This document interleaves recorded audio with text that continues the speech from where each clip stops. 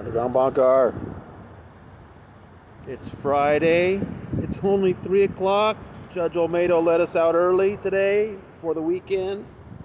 But there was a considerable amount of stuff that happened today at the Danny Masterson trial, and I'm going to do my best to tell you about it. Yesterday, Detective Schlegel, while he was being questioned by Mueller, seemed to corroborate that many of the details that Jane Doe 1 is saying today, she also said in 2004 to him. Remember I told you about that yesterday. A lot of corroboration.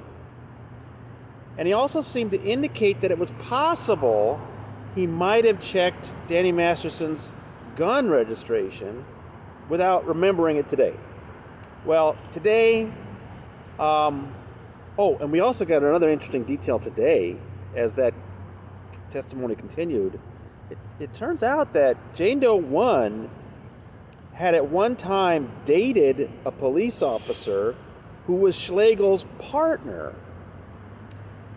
And they didn't get into it too much, but what that suggests is that, why did she go into the Hollywood station at 10 o'clock at night?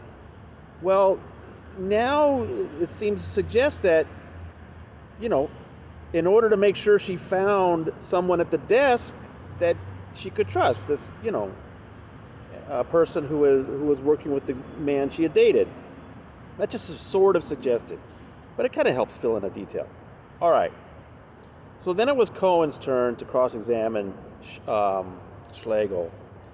And it was funny to see if you know defense attorneys, it was fun. And I have a lot of respect. Let me tell you, I have a lot of respect for defense attorneys, okay? I've known a lot of great public defenders and other defense attorneys. I love the work they do.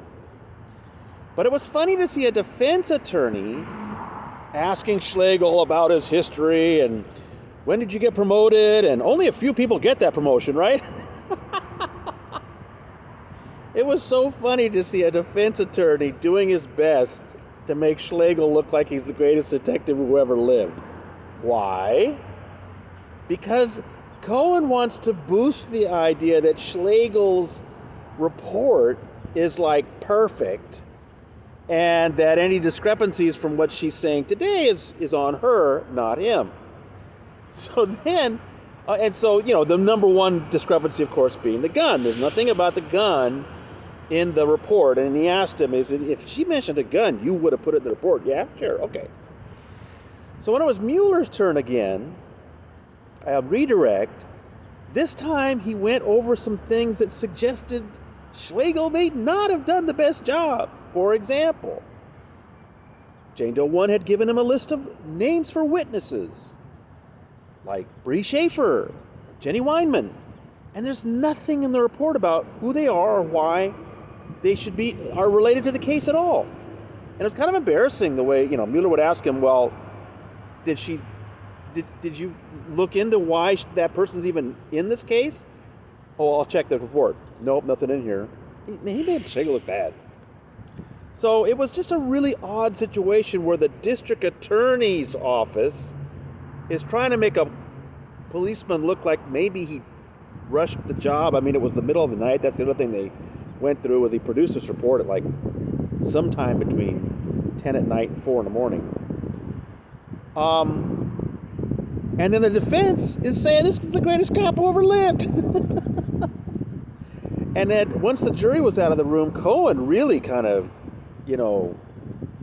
he was worked up about it a little bit. And he was telling the judge, look, if they're going to question the competence of this police officer, I need to have, and they use coded language, legal language. Basically what it's saying was he deserves to get his personnel file. I mean, if they're going to question the competence of this cop, they got to make sure that there's nothing in his history. And I love Judge Olmedo's response to that. She said that sloppy report writing was something that they heard in court all the time and from both sides. So no, she wasn't going to go and, dig into the guy's file for the defense and all that. So that, look, I think both sides probably believe they got some good stuff out of Detective Schlegel. And I think both sides are justified in feeling that way. So then, it was time for our star witness, rocker, Cedric Bixler Zavala, who's in Mars Volta and at the drive-in, and he's somebody I have interviewed in the past, on the record, at the Underground Bunker. In particular, a story I wrote in 2018 about the death of their two dogs and how they believe Scientology was behind it. Cedric's married to Jane Doe 3. So although I respect that the court is calling him only Cedric B in the courtroom, he's not a sexual assault victim, and he's a very public person, and so that's why, and he's never asked me for anonymity, so that's why I'm referring to him by his full name. Go ahead, send me emails, tell me to delete the video, but no, it's Cedric Bixler Zavala. Anyway, it was pretty thrilling to see him in court. Let me tell you, it was a moment when Cohen on cross-examination said to him, "I know this is going to sound like a silly question, but you love your wife, don't you?" Classic defense attorney question. And Cedric said, "Like there's no tomorrow." Boom. It just changed the atmosphere in the court. I mean, wow. Especially after what we've heard about the other guy, right? So on direct testimony, Mueller asked him if he believed that he and his wife were being harassed and stalked, and he said, yes, absolutely, just like it was like, of course, you know. On cross, Cohen's strategy was mainly about two things with Cedric. One, to question whether Jane Doe 3 had ever told him about the November 2001 incident, the alleged rape that is the charged incident in this case, before she went to the Austin PD. They were living in Austin, Texas in 2016 when she first went to the police for the first time. Cedric said he couldn't remember when she told him about it. The other thing Cohen tried to do was to suggest that he and his wife were colluding, right? And I just thought that was bizarre because for the simple fact that Cedric said some things that didn't exactly line up with her version. I don't think that particularly hurts her, but if they were colluding, they're doing a pretty bad job of it. I mean, it's pretty clear they didn't compare notes. I mean, because, you know, he said a few things that just didn't agree with hers. You can go through my notes and find it. You know, I mean, to me, I was left with the idea that a guy who really loves his wife is just doing the best he can, telling the truth, and if his stories, you know, if he has a slightly different version of what she told him 10 years ago, it's just how it is, you know. So we finished up the day with another LAPD detective, Deborah Myers, and she was the one in 2004 who followed up on Schlegel's report a couple days after Jane Doe 1 went to the Hollywood Wilcox station. Once again, like with Schlegel, Mueller spent time showing that the narrative she took down was remarkably like what Jane Doe 1 is saying today.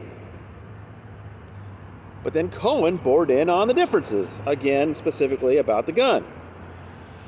But for me, the most interesting thing was at the very end, Mueller was leading her through redirect, and he raised something I've never heard about before. See, what do we think we know about that situation? Jane Doe 1 alleges she was attacked by Danny Masterson in April 2003. She went to the Church of Scientology. They put her through all this past life counseling, made her pay $15,000 for it, made her feel like she was going to have to find out what she had done in past lives to be victimized in this life. She finally was like sick of it. She wanted to turn Danny in. She tried to get permission from the church. They told her, you can sue him, but don't go to the police. And finally, on June 6, 2004, she went to the police. She defied Scientology. She was terrified, and both the detectives agreed that she said she did not want her parents to find out. Can you imagine? A woman in her 20s going to a police station to report a rape, and she doesn't want her parents to find out? Terrifying. Now, what we knew before this, I think Yashar Ali did some great reporting on this, and he had found that, Scientology, once they realized she had gone to the police, they just swamped the, investigation with affidavits from Scientologists calling her a liar. As far as we knew, that was basically what convinced the DA not to file charges. Well, today we got a different version of this. I mean, I think they did. I think Scientology did that, and it probably contributed. But today we found out that, Schlegel took a report, Myers took an interview. They had all this evidence from Jane Doe 1 about allegations from Danny Masterson. They're basically, for the large part, agreeing with what she's saying today. Terrible rape, treatment, choking, all that. And that the next step was to have an interview with a DA. Okay? But she was told by Myers that Myers has to be with her. So the LAPD detective has to go with Jane Doe 1 to talk to DA. And they set up a meeting for June 22nd, 2004. But right at that time, Jane Doe 1 was ill. She said she was contagious with something. She was on antibiotics. She's going to need a couple days. She said she would need 3 days. She could not go right then. But she asked permission, can she go on her own to talk to the DA? Because the detective had a vacation on schedule. And the detective couldn't change it. And so, guess what? The DA insisted that a call one way or the other be done by June 24th. There was no time to reschedule. Case over. Because the DA's office and the detective wouldn't reschedule for an ill rape victim. Oh. I mean, the implications are just hitting me now. I mean, I thought about it somewhat upstairs, but now that I'm thinking about it, this is disgusting. So, maybe Danny Masterson might have faced charges 18 years ago,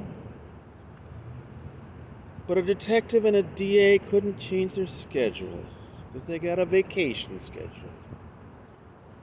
Wow. I mean, maybe if that had resulted in charges and it had been publicized, Jane Doe 1 and Jane Doe 2 and Jane Doe 3 would have found each other a long time ago. So that was a bit of a bombshell there at the end of the day. But we're done for today, and we got a 4-day weekend, people. I got some good stuff for the weekend, though. Keep checking your email. Keep checking your Substack. And that reminds me to tell you, if you're seeing this video on YouTube, you're a day behind. Please sign up for free emails at tonyortega.substack.com. You'll get all my reporting from the courtroom as soon as I'm done with it. I send out these huge reports all day long. It's crazy. But, so we'll just somehow try to get through Halloween. Have fun, everybody, with the trick-or-treating with the little ones. And we'll be back here at court on Wednesday, November 2nd. Until then, this is your proprietor from the Clara Shortridge Folds Criminal Justice Center in Los Angeles, signing out.